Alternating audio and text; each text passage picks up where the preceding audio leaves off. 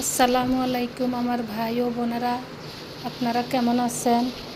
আমি আল্লাহর রহমতে ভালো আছি। আমি আজকে কাঁচা বাজারে গেছিলাম। সারাদিনের ব্লগটা দিতে পারি নাই, বিকেলের ব্লগটা করেছি। কাঁচা বাজারে গেছি, গিয়ে দেখি মুরগি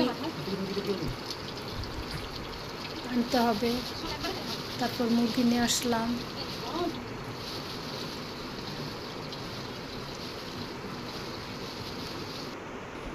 এখন এই যে মুরগি লামাইছি, বেসিনে মুরগি ধুইতেছি।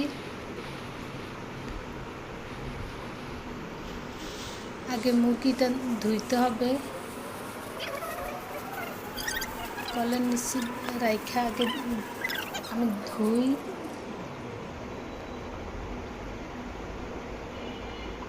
ধুয়ে পানি জড়িয়ে তারপর আবার কাটতে হয়। কাটটা পিস পিস করে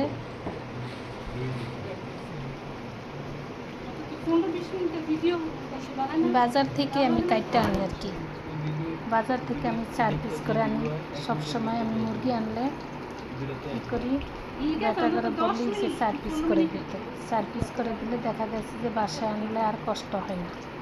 ওইখান থেকে ময়লা ভুড়ি টুড়ি যা আছে সব পরিষ্কার করে দেয়। বাসায় এনে তারপর আবার দেখা যাচ্ছে যে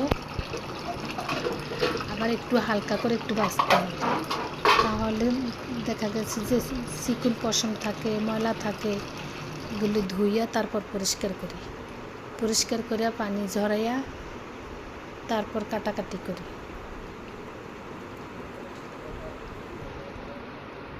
দেখতে থাকেন, পাশে থাকেন।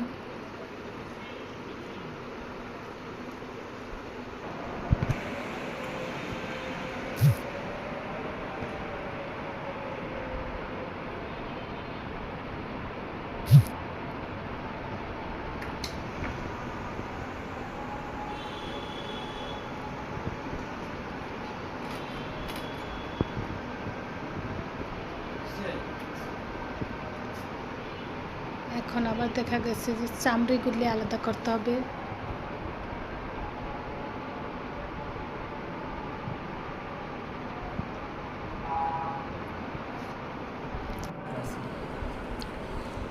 এখন দেখা গেছে যে এগুলি বাছাবাছি কাটাকাটি পিস করতে করতে অনেক সময় লাগে। তার জন্য আমি কি করি,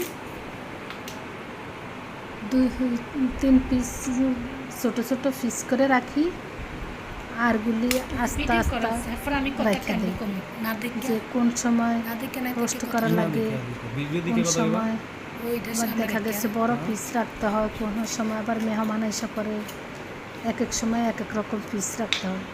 এই জন্য আমি সবগুলি ছোট ছোট পিস না করে ছোট ছোট রাখি, কিছু বড় বড় রাখি কিছু।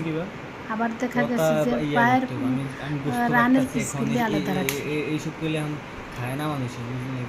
এইভাবে আমি পিস করি। বুঝতে পারতেছি এখন এইসবগুলো তো আমি আহার ঘরে আবার কি হয়েছে কি, ওই যে মুরগির চামড়ি চুমড়ি আছে না, চামড়ি চুমড়িগুলি আমার ছেলেরা খায় না। এক ভাবিরে আনছি, ভাবিরে দিয়ে দিচ্ছি চামড়িগুলি।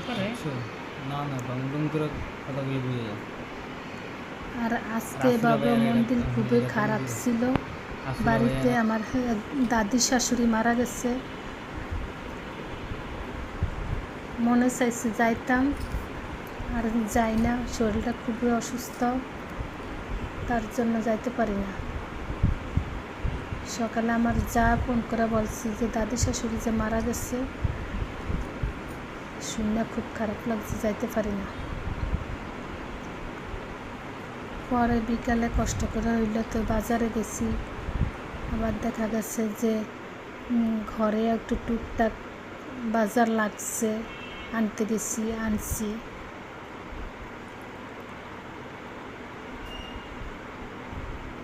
এগুলি একা একা কাটা বাচ্চা ধোয়া ধাই করতে করতে অনেক সময় লেগে গেছে।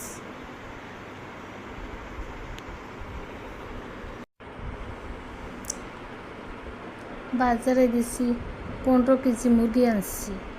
15 কেজি মুরগি 160 টাকা করে আনছি মুরগি।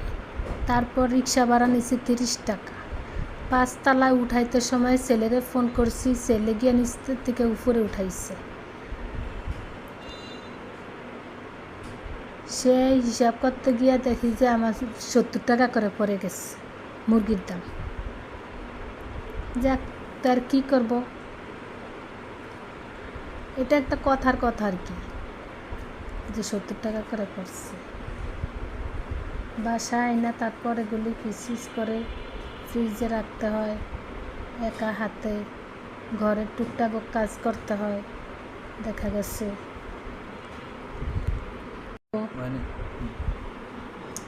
এখন আবার ভাত গরম করব, তরকারি গরম করব। আমাদের এখানে আবার গ্যাসের সমস্যা, ভাত তরকারি এক বেলায় আমি রান্না করে ফেলি।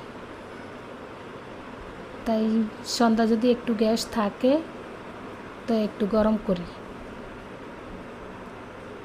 তো সারের ছোটো ফ্যামিলি, আমার 2 ছেলে, এক তরকারি এক ভাত রান্না করলে আমাদের মায়ের ছেলে 3 বেলা হয়ে যায়। এই বলে আজকের থেকে বিদায় নিলাম। আপনারা আমার লাইক কমেন্ট সাবস্ক্রাইব করবেন, আমার পাশে থাকবেন, আমার জন্য দোয়া করবেন, আমার ফ্যামিলির জন্য দোয়া করবেন। আল্লাহ হাফেজ।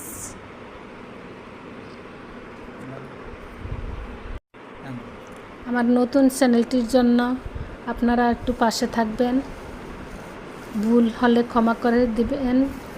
ছোটো হোক আর বড় হোক, বোন হিসাবে আমাকে ক্ষমা দৃষ্টিতে দেখবেন। আল্লাহ।